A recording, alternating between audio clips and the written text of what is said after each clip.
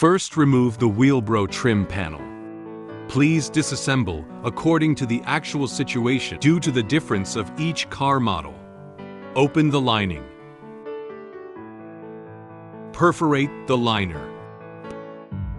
Pull the wire into the engine. Install the rock lights in the right position.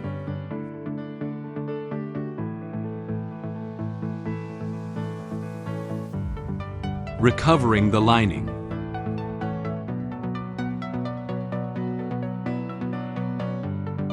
Connect the center control module firewire and zero wire to the battery.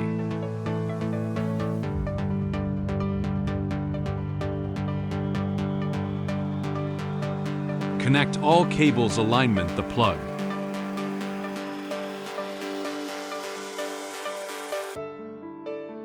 This concludes the installation guide.